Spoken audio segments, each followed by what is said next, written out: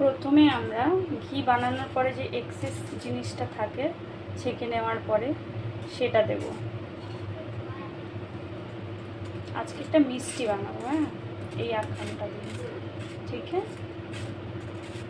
যেটা এক্সট্রা অবশেষ যেটা থেকে যায় সেটা দিয়ে দেবো কড়াইতে। এটা যেহেতু ঘি বানিয়েছিলাম, ঘির কড়াইটাই আছে, ঠিক আছে? অবশিষ্টটা দিয়ে দেবো ভালো করে, যতটা আছে সবগুলো করে দিয়ে দেবো ঝাড়টি করে।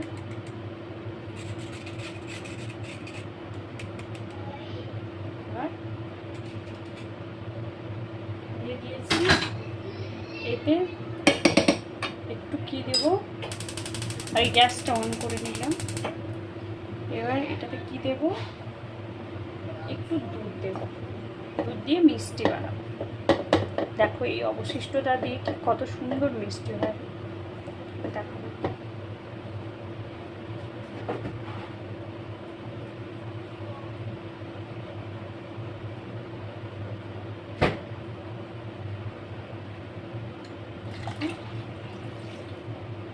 দিয়ে দিয়েছি, যতটা লাগবে বেশি দিও না, যতটা তোমার বানানো রয়েছে সেই অনুযায়ী।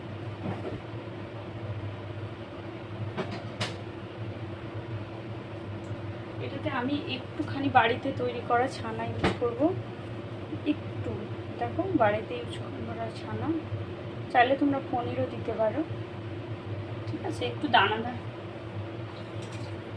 একটা মিল্ক কেকের মতো ফ্লেভার আসার জন্য আমি দিচ্ছি এটা। এতে এবার চিনি অ্যাড করব। এবার এটাতে চিনি অ্যাড করব।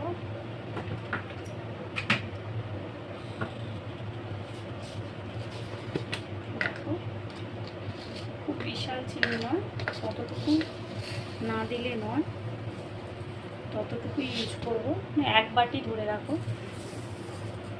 তোমরা। আরেকটু দেবো,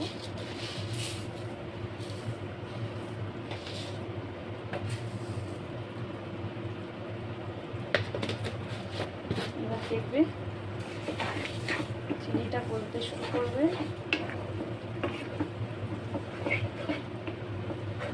দেখতে পাচ্ছ